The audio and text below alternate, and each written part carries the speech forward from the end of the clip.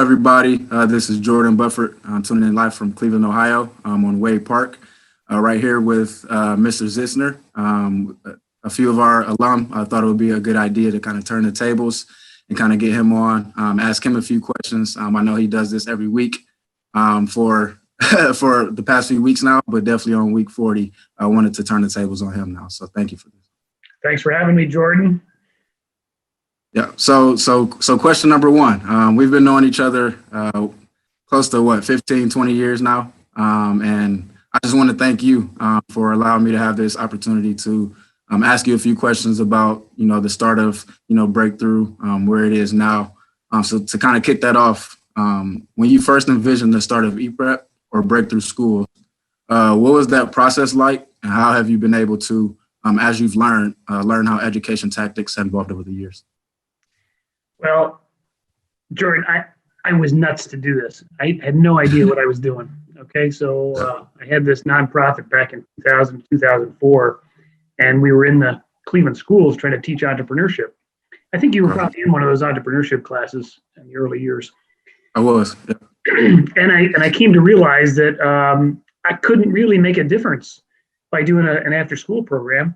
So I went to the CEO of the schools. This was a couple of CEOs before our terrific CEO, Eric Gordon. Mm-hmm. And I said, hey, I'd like to start a school where we can, have kids 8 hours a day. And I had no idea what I was talking about, by the way, but I told him that's what I want to do. Yep. So he said, start a charter school and we'll be your sponsor. And first thing I did was, I didn't know what a charter school was, and I had no idea what a sponsor was. So first thing I did was Google excellent urban charter schools and found this group in Boston called Building Excellent Schools. And their motto was, we teach urban charter school founders to build great schools. So that's it. So, I'm not an educator. I kind of went into this not knowing what I was doing. I think I learned over the years that if you hire great educators who understand this, and you had some of them, you mentioned, then they kind of take it from there. So I'm just so blessed to be surrounded by really, really good educators, really good people. Yeah. And in saying that too, just to be able to see, the members and the staff that you've been able to put together over the years to kind of, help this thing move for, how many years it has. I think that's just a testament to, the delegation process you've had and kind of everybody working together so that we can kind of get this breakthrough message out to our community. So we appreciate you for that too. Thank you. And going on to the next question. So with the success of Breakthrough so far, and the success that they've had over the years, in what areas do you see Breakthrough growing in the short or long term in the next few years? Well, I think what we want to do now, Jordan, is perfect and improve our education delivery. We've grown a lot. We grew from, one school in 06, 2 or 3 schools in 06. We started Breakthrough. Now we have 12 schools, and we're 3,600 scholars, as you know, and 1,500 alums like you are out there. So we did a pretty good job in growing and serving more kids. But what we want to do now is we've changed into more of a one Breakthrough. Instead of having an ePrep model and a citizens model and all that, we kind of under one umbrella hired a terrific chief academic officer who went around the country and hired a whole bunch of really quality educators to join our team. Mm-hmm. So our big mission now is less about growth in numbers and more about growth in education and academics and really improving. Gotcha. So all of our scholars can get a great education no matter what school they're in, no matter what teacher they have.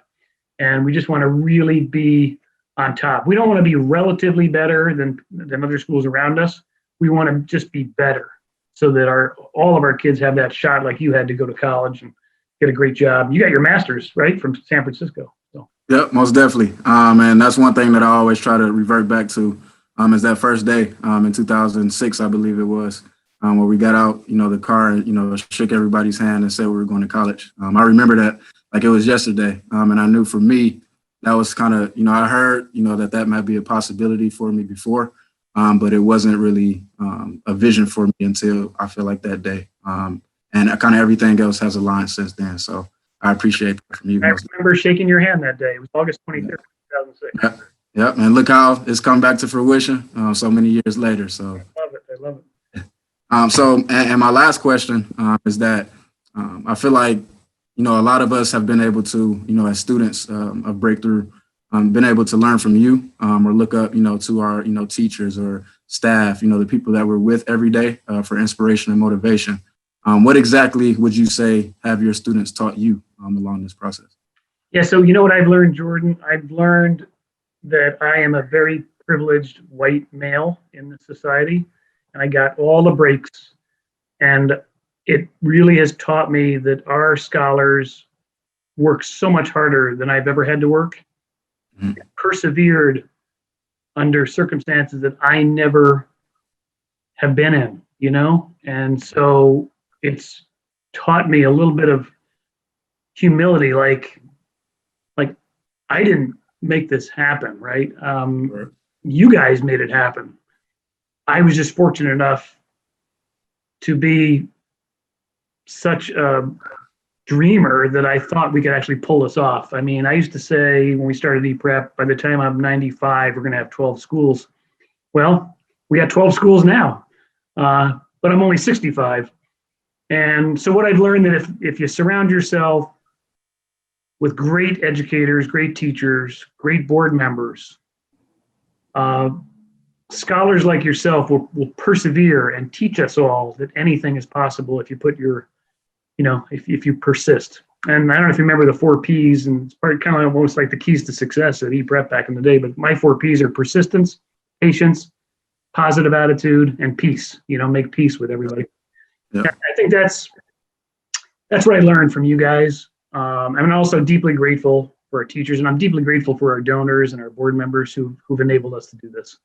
So I'm just a very blessed guy. I don't deserve what I have, but I'm so happy to be able to be part of this because education is urgent. Most definitely. Education most definitely is urgent. And I think that's a testament to what you're saying too, in terms of, the unity that this takes to be able to pull this off.